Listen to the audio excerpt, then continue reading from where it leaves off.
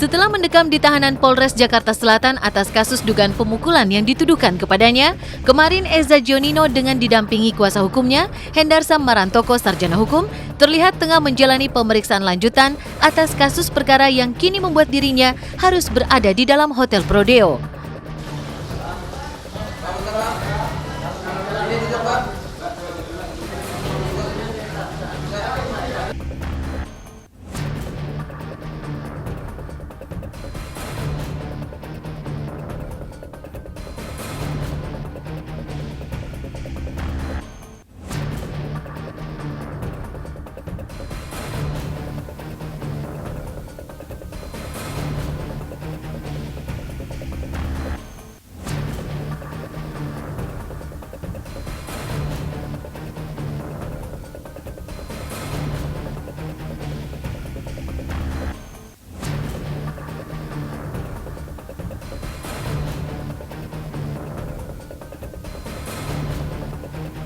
Apapun yang dikatakan pihak Eza, nyatanya tak membuat Ardina Rasti berubah pendirian. Baginya, kebenaran tetap kebenaran, dan yang ia alami betul adanya, dan akan dibuktikan lewat ranah hukum. Karena itulah, Rasti terus melangkah untuk menggapai keadilan, meski ia tahu jalan menuju ke sana cukup tajam dan berliku. Memang sudah, taruhlah mungkin ada penjahat tertangkap tangan seperti itu kan. Ketika masuk dia mungkin pikirannya tinggal bagaimana menjalani proses. Ya kan, fokus dia kan ke situ, jadi pikirannya nggak akan macam-macam kecuali mungkin ada keluarganya yang gimana. Tapi kalau Eza kan berbeda, dia ada pergumulan di situ, ya kan, pergumulan di situ ya macam-macam, masalah keluarga, masalah yang harus dia hidupi, masalah kru dia juga yang menunggu, mereka punya anak istri kan gitu kan, masalah nama baik dia yang sudah hancur di luar, sedangkan hal tersebut 100% dia bisa jamin itu tidak dia lakukan kan gitu kan. Alhamdulillah semua teman saya mendukung itu karena mereka paling tahu mana yang benar dan mana yang harus didukung dan sangat bisa membedakan yang mana yang fakta dan yang mana yang fitnah. Itu kenapa kalaupun ada yang negatif, entah berbau fitnah, entah berbau pun, kita nggak pernah mau dengerin karena di sini posisinya kita mencari yang positif.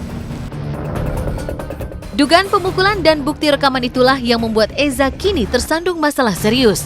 Rasti sendiri menginginkan kasusnya ini agar bisa diselesaikan dengan adil karena apa yang terjadi pada dirinya sebenarnya adalah perjuangan mencari keadilan bagi kaum perempuan di Indonesia. Akibat dari laporan Rasti itulah, maka Eza pun harus menjalani sejumlah pemeriksaan dan mendekam di dalam Hotel Prodeo Polres Jakarta Selatan. Mudah-mudahan kasus ini berjalan dengan baik, dengan lancar, tanpa ada intervensi dari pihak manapun, dan proses hukum bisa berjalan dengan baik, baik di kepolisian maupun di kejaksaan, agar kebenaran ini segera terbukti, agar masyarakat pun tahu kebenarannya seperti apa. Itu aja, Mbak. Terima kasih.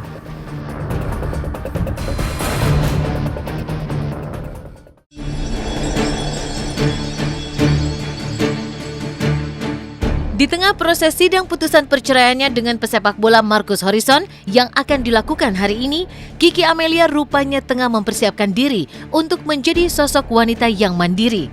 Dan hal ini ia buktikan dengan keseriusannya menjalani usaha di bidang kuliner di kawasan Bandung, Jawa Barat. Saya punya partner, Mbak Yani, beliau juga suka makan bakso dan beliau dari Solo. Beliau mempunyai masukan kepada saya yang sangat bagus bahwa ada bakso paling enak di Indonesia, yaitu bakso yang ada di Wonogiri, bakso Pak Bagong. Ya udah, akhirnya saya tercetus gimana kalau misalkan mie Yamin digabung dengan bakso.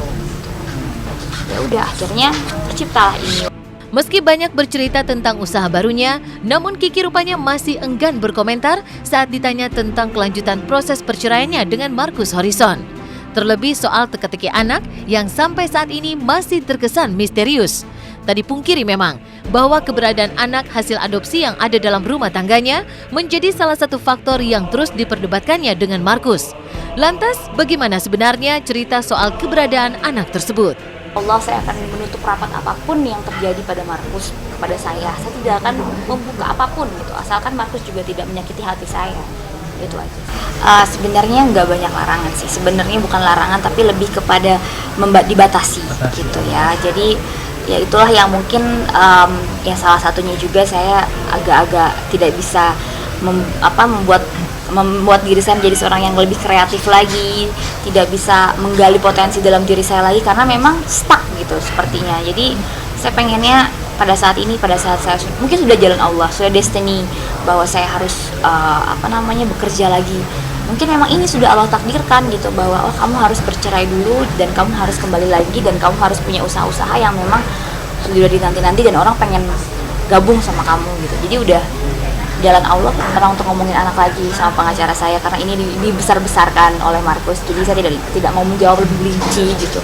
Mungkin pada saat nanti saya sudah ketok palu, saya sudah bebas dari masalah dengan Bapak M ini, baru mungkin saya akan mengajak kemana anak saya pergi, anak saya akan saya bawa, saya akan lebih bebas gitu. Sekarang saya masih dalam tekanan yang tidak mungkin saya akan menjadi bulan-bulanan lagi gitu. Anak ini kasihan, dia masih bayi, masih butuh masa depan, masih banyak hal yang harus dipikirkan gitu. Tidak hanya egois orang dewasa semata, tapi masih ada baby ini nih yang harus kita support dia ke depan gitu. Benar-benar saya harus berkata-kata mengenai anak ini sangat sensitif gitu, karena akan melukai hati banyak orang, terutama keluarga saya gitu. Dan apalagi Markus juga sepertinya tidak terima saya harus bicara masalah anak terus-terusan gitu. Jadi lebih baik saya diam untuk kebaikan bersama. Aku berjalan. Dari awal kisruh rumah tangganya tercium media, faktor anak seolah menjadi hal utama. Memang, meski Kiki sendiri masih berusaha untuk terus menutupi, tapi pengakuan Markus akan anak yang dimaksud merupakan hal yang serius. Saya ngerasa saya nggak butuh pengakuan siapapun kok gitu.